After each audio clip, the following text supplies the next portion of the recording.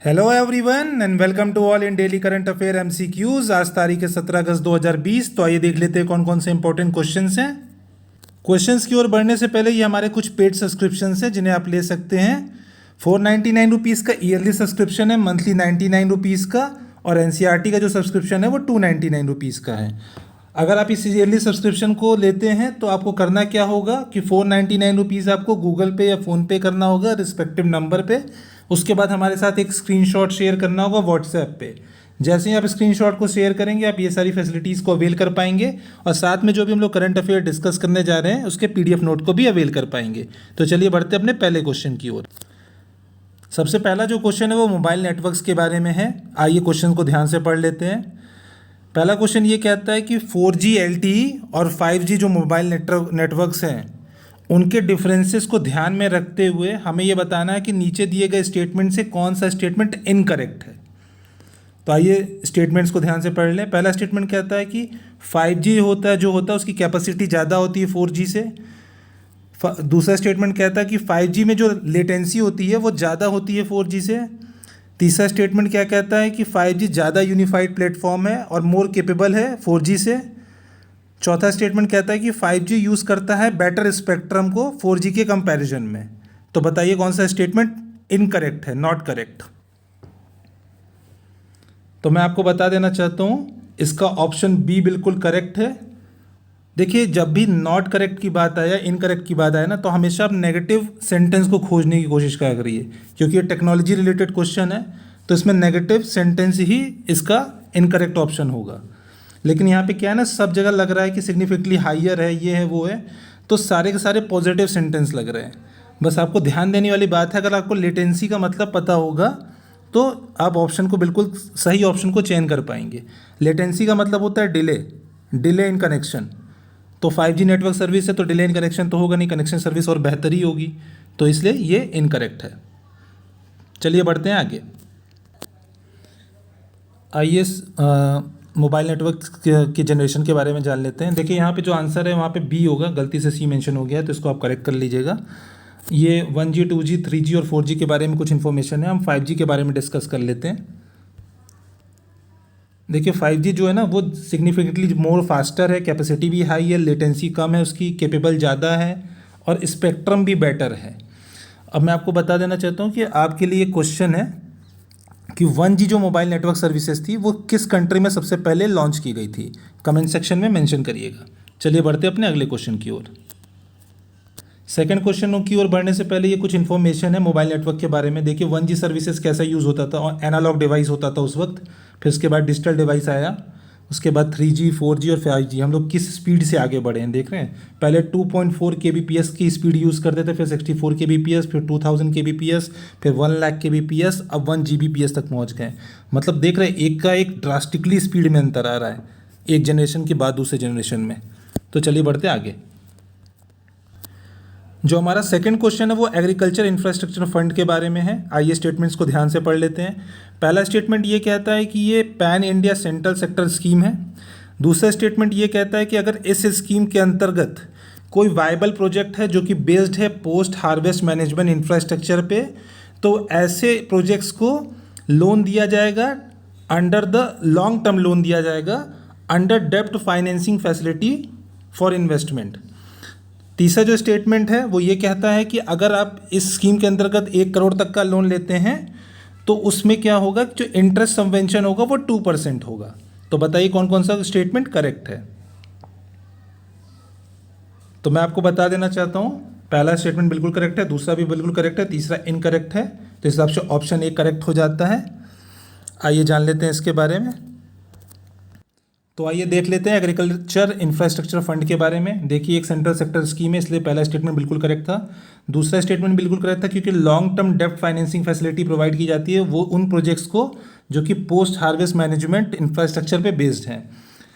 इसमें देखिए क्या है, 1 लाख करोड़ का लोन दिया जाएगा बैंकों के द्वारा और फाइनेंशियल इंस्टीट्यूशन के द्वारा। किनको? पैक्स को, यानी प्राइमरी एग्रीकल्चर क्रेडिट सोसाइटीज़ को, मार्केटिंग कोऑपरेटिव सोसाइटीज़ को, फार्मर प्रोड्यूसर ऑर्गेनाइजेशन को, सेल्फ हेल्प ग्रुप को, जॉइंट लाइबिलिटी ग्रुप्स को, मल्टीपर्पज़ कोऑपरेटिव सोसाइटी और स्टार्टअप्स को। ठीक है। इंटरेस्ट सबवेंशन की बात कर ले, इंटरेस्ट सबवेंशन जो है वो 3% है, ना कि 2%, और जो लोन का लिमिट है वो भी ना कि 1 करोड़ नहीं होके 2 करोड़ रुपए है। तो इसलिए तीसरा स्टेटमेंट इनकरेक्ट था। तो चलिए आगे बढ़ते हैं। आगे बढ़ने से पहले आज का दूसरा जो क्वेश्चन है वो आपके लिए है, इंटरेस्ट सबवेंशन क्या होता है, इसके बारे में इंफॉर्मेशन मेंशन करिएगा कमेंट सेक्शन में। चलिए बढ़ते हैं अगले क्वेश्चन की ओर। हमारा तीसरा क्वेश्चन यूपीएससी के बारे में है। हमें ये बताना है कि यूपीएससी का जो कॉम्पोजिशन होता है वो कौन डिटरमाइन करता है। Parliament, president, chairman of UPSC, constitution has specified the strength of UPSC, मतलब कॉन्स्टिट्यूशन में इस यूपीएससी की स्ट्रेंथ डिफाइंड है। तो बताइए कौन करता है। मैं आपको बता देना चाहता हूँ, इसको प्रेसिडेंट करता है, तो ऑप्शन बी करेक्ट हो जाता है। आइए जान लेते हैं इसके बारे में। देखिए जो यूपीएससी है ना, उसके चेयरमैन और अदर मेंबर्स सारे के सारे लोग अपॉइंट किए जाते हैं प्रेसिडेंट के द्वारा। कॉन्स्टिट्यूशन में कोई भी स्ट्रेंथ स्पेसिफाई नहीं की गई है, सारा का सारा मैटर जो है वो प्रेसिडेंट के डिस्क्रिप्शन के ऊपर है। तो सारा कुछ डिटरमाइन कौन करता है, प्रेसिडेंट ही करता है। यहाँ क्या कंपोजिशन होगा वो प्रेसिडेंट के अंतर्गत है। आगे देखते हैं। देखिए यूजुअली क्या होता है ना, इस कमीशन में 9 to 11 मेंबर्स होते हैं इंक्लूडिंग द चेयरमैन। कोई भी क्वालिफिकेशन डिस्क्राइब नहीं की गई है कि कमीशन का मेंबरशिप या मेंबर बनने के लिए क्या आपके क्वालिफिकेशन होनी चाहिए, ऐसा कुछ भी प्रिस्क्राइब नहीं है। बस इतना लिखा हुआ है कि जितने भी टोटल मेंबर हैं, मान लीजिए 10 हैं, तो उसमें से जो 5 मेंबर होंगे यानी हाफ मेंबर जो होंगे वो किसी न किसी ऑफिस को होल्ड किया हो, मतलब चाहे गवर्नमेंट ऑफ इंडिया के अंतर्गत चाहे गवर्नमेंट ऑफ स्टेट के अंतर्गत किसी न किसी ऑफिस को होल्ड किया हो एटलीस्ट 10 ईयर्स के लिए। तो यही था यूपीएससी के बारे में इन्फॉर्मेशन। चलिए बढ़ते हैं अगले क्वेश्चन की ओर। जो हमारा फोर्थ क्वेश्चन है वो राइस फोर्टिफिकेशन के बारे में है। आइए स्टेटमेंट्स को ध्यान से पढ़ लें। पहला स्टेटमेंट ये कहता है कि राइस फोर्टिफिकेशन जो वो एक तरह की प्रैक्टिस है जिसके अंतर्गत एसेंशियल माइक्रो न्यूट्रिएंट्स को राइस में इंक्रीज़ किया जाता है, यानी उनके कंटेंट को बढ़ा दिया जाता है। जिससे होगा क्या कि राइस की न्यूट्रिशनल क्वालिटी भी बढ़ जाती है, उसका लुक भी बढ़ जाता है, और राइस का जो टेस्ट होता है वो भी इम्प्रूव हो जाता है।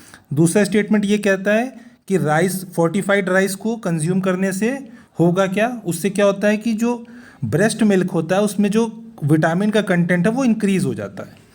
तीसरा स्टेटमेंट ये कहता है कि भारत के अंतर्गत फोर्टिफाइड जो फूड्स हैं उनके डिस्ट्रीब्यूशन, सेल, कंजप्शन का रेगुलेशन जो है food safety and standards regulation के अंतर्गत किया जाता है।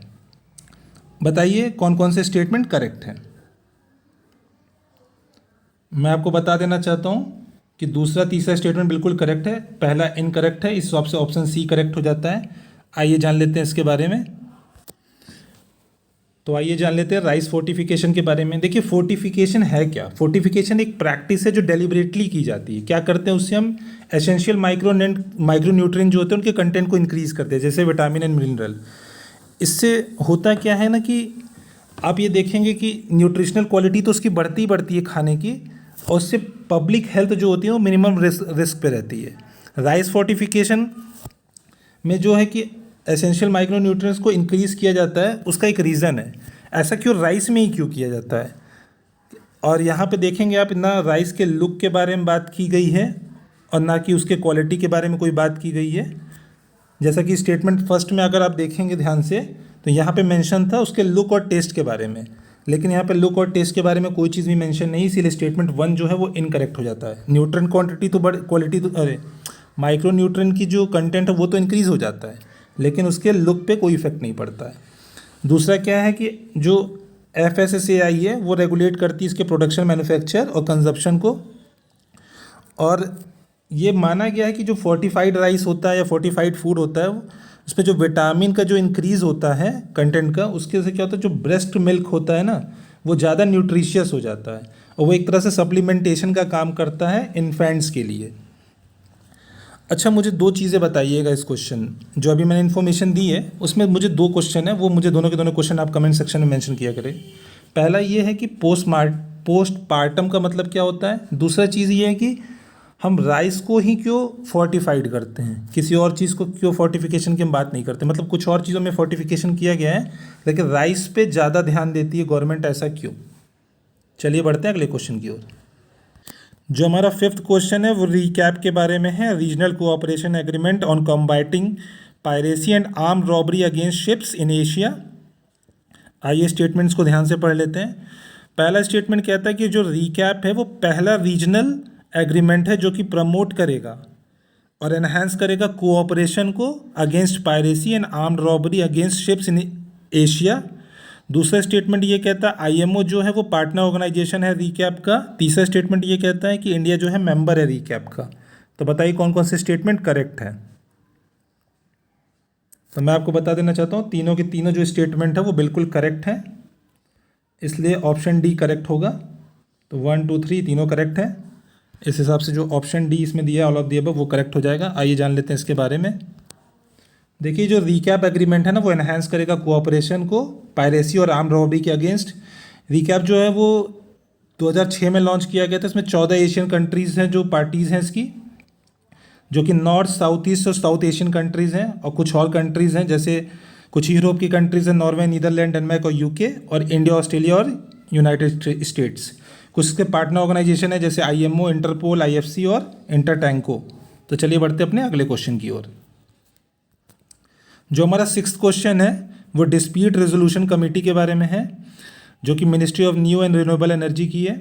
आइए स्टेटमेंट्स को ध्यान से पढ़ लेते हैं। पहला स्टेटमेंट ये कहता है कि इस कमेटी का गठन ही इसलिए हुआ था जिससे कि सोलर और विंड पावर डेवलपर्स, एनटीपीसी और solar energy corporation of India SECI के बीच में जो डिस्प्यूट है उसको रिजॉल्व किया जा सके। दूसरा स्टेटमेंट कहता है कि जो डीआरसी यानी इस कमेटी का जो डिसीजन होगा वो बाइंडिंग नेचर का होगा पार्टीज़ के ऊपर, और इसको सीधे सुप्रीम कोर्ट में ही अपील किया जा सकता है। तो बताइए कौन कौन से स्टेटमेंट करेक्ट हैं।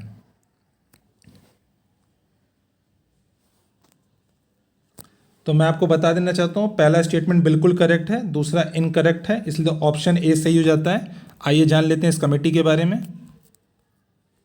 देखिए जो ये रेजोल्यूशन कमेटी है ना वो बनाए, उसका टास्क ही यही था कि जो सोलर और विंड डेवलपर्स हैं और जो सोलर एनटीपीसी और सेकी है उनके बीच का जो डिस्प्यूट है उसको रिजॉल्व करने के लिए। देखिए इस कमेटी का फॉर्मेशन ही इसलिए हुआ है कि जितनी भी डिस्प्यूट हो रिन्यूएबल एनर्जी प्लेयर्स और गवर्नमेंट एजेंसी के बीच में उसको केटर करने के लिए। देखिए सारे प्रोजेक्ट्स को कवर करेगी जो कि इम्प्लीमेंट किए गए हैं सेकी के द्वारा या एनटीपीसी के द्वारा। इसमें यह है कि सारे जितने भी डिस्प्यूट्स हैं ना वो डीआरसी को यानी इस कमेटी को रेफ़र किए जाएंगे अगर डेवलपर जो है वो सेटिस्फाइड नहीं है सेकी और एनटीपीसी के डिसीजन से। यानी अगर ये सेकी और एनटीपीसी जो कुछ भी डिसीजन लेते हैं तो उसके साथ जो डेवलपर काम करेगा अगर वो सेटिस्फाइड नहीं है तो सारा जो डिस्प्यूट है वो डीआरसी के द्वारा हैंडल किया जाएगा। और जो फर्दर इन्फॉर्मेशन है कि जो इसका डिसीजन जो होता है वो बाइंडिंग नेचर का नहीं होता है। ये क्या होता है, ये रिकमेंडेशंस देती है, और जो एनर्जी मिनिस्टर होते हैं ना ministry of new and renewable energy के, वो उनका जो डिसीजन लेते हैं वो डिसीजन फाइनल होता है। और इनके जो डिस्प्यूट होता है उसके बीच में किसी भी लॉयर का परमिशन अलाउड नहीं है, मतलब no lawyer is permitted to present the case before the DRC. तो चलिए बढ़ते अपने अगले क्वेश्चन की ओर। हमारा जो 7th क्वेश्चन है वो ऑफशोर पेट्रोल वेसल सार्थक के बारे में है। आइए स्टेटमेंट्स को ध्यान से पढ़ लें। पहला स्टेटमेंट ये कहता है कि ये इंडिजिनियसली डिज़ाइन और बिल्ड किया गया है गोवा शिपयार्ड लिमिटेड के द्वारा। दूसरा स्टेटमेंट ये कहता है कि इसमें जो कंटेंट यूज़ किया गया वो 100% इंडिजीनियस है, जो एक तरह का जायंट लीप है अचीव करने के लिए आत्मनिर्भर भारत को। तीसरा स्टेटमेंट ये कहता है कि ये जो पेट्रोल वेसल है वो केपेबल है लिमिटेड पॉल्यूशन रिस्पॉन्स को लेके, मतलब क्या है कि जो भी ऑयल स्पिल पॉल्यूशन होगा उसको अंडरटेक करने के लिए लिमिटेड रूप से केपेबल है। तो बताइए कौन कौन सा स्टेटमेंट करेक्ट है। मैं आपको बता देना चाहता हूँ पहला और तीसरा स्टेटमेंट बिल्कुल करेक्ट है, दूसरा इनकरेक्ट है, इसलिए ऑप्शन ए करेक्ट हो जाता है। आइए जान लेते हैं इसके बारे में। देखिए ये जो पेट्रोल वेसल है ना सार्थक, इसको हाल में ही लॉन्च किया गया है। इसका नाम जो पड़ा है इंडियन कोस्ट गार्ड शिप सार्थक के नाम से है। देखिए इसका जो डिज़ाइन और बिल्ट है ना वो बिल्कुल इंडिजीनियस है, गोवा शिपयार्ड लिमिटेड के द्वारा बनाया गया है under make in India vision. इसमें जो कंटेंट है वो 70% इंडिजीनियस है, ना कि 100%, इसीलिए वाला स्टेटमेंट इनकरेक्ट था। और ये एक बहुत बड़ा स्टेप है आत्मनिर्भर भारत के। अगर 100% अचीव हो जाता तो आत्मनिर्भर भारत की तरफ स्टेप ना होता, हम अचीव ही कर लेते उसको। और अदर फीचर्स की बात अगर हम बात करें तो इसमें देखिए क्या क्या स्टेट ऑफ आर्ट नेविगेशन की फैसिलिटी है, कम्युनिकेशन इक्विपमेंट है। सबसे अच्छी बात इसमें twin engine helicopter, 4 high speed boats और इन्फ्लेटेबल बोट्स को लेके जाया जा सकता है, जो रेस्क्यू ऑपरेशन में बहुत काम आती है। इन्फ्लेटेबल बोट्स वही होती हैं जिनमें हवा भर के और रेस्क्यू ऑपरेशन में यूज़ किया जाता है। और चीज़ें क्या है कि इसमें अगर आप देखेंगे तो पॉल्यूशन रिस्पॉन्स इक्विपमेंट भी है ये। मतलब क्या है कि जैसे आपको पता है कि सी या ओशन में बहुत ज़्यादा ऑयल स्पिल होता है, तो जो ओशन होता है वो पॉल्यूटेड हो जाता है। तो इसमें इतनी कैपेबिलिटी है कि वो लिमिटेड पॉल्यूशन को रोकने और उसको संभालने में मदद करता है। मतलब ये है कि पॉल्यूशन अगर होगा तो उसको एक्सपैंड नहीं करने देगा, उसको थोड़ा बहुत केटर कर लेगा, लिमिट कर देगा, जब तक फर्दर जो स्टेप्स होते हैं वो ना लिए जाएं। चलिए बढ़ते हैं अगले क्वेश्चन की ओर। जो हमारा 8th क्वेश्चन है, इसमें हमें पता करना है कि कौन कौन सा पेयर जो है वो करेक्टली मैच्ड है। इधर नेविगेशन सिस्टम मेंशन है, इधर दूसरी तरफ हमारी तरफ मेंशन है कि कौन सी कंट्री ने उसको डेवलप किया है। तो पहला है कि बीदू जो है वो चाइना ने डेवलप किया है, ग्लोसनास इजराइल ने, गैलीलियो रशिया ने और नाविक इंडिया ने। तो बताइए कौन सा करेक्टली मैच्ड है। तो मैं आपको बता देना चाहता हूँ, बीदू चाइना करेक्ट है और नाविक इंडिया भी बिल्कुल करेक्ट है, तो ऑप्शन सी करेक्ट हो जाता है। आइए जान लेते हैं इनके बारे में। तो यहाँ पे पूरी लिस्ट दी गई है नेविगेशन सिस्टम की, कौन सी कंट्री कौन सा नेविगेशन सिस्टम यूज़ करती है, किसके द्वारा डेवलप किया गया है। देखिए जीपीएस यूएस के द्वारा डेवलप किया गया है, ग्लोसनास रशिया का है, गैलीलियो ईयू का है, यूरोपियन यूनियन का, बीदू चाइना का, QZSS जो है वो जापान का है, और हमारा जो नाविक है वो इंडिया का है। आपको पता है इंडिया के द्वारा कुछ साल पहले ही लॉन्च किया गया इसको। चलिए बढ़ते हैं अगले क्वेश्चन की ओर। जो हमारा 9th क्वेश्चन है वो वर्ल्ड बैंक ग्रुप के बारे में। आपको पता है कि वर्ल्ड बैंक ग्रुप में 5 कॉन्स्टिट्यूएंट्स हैं। तो हमें ये बताना है इस क्वेश्चन में कि इंडिया जो है वो इन 5 कॉन्स्टिट्यूएंट्स में से 4 का तो मेंबर है, 5वां कौन सा ऐसा कॉन्स्टिट्यूएंट है जिसका इंडिया मेंबर नहीं है।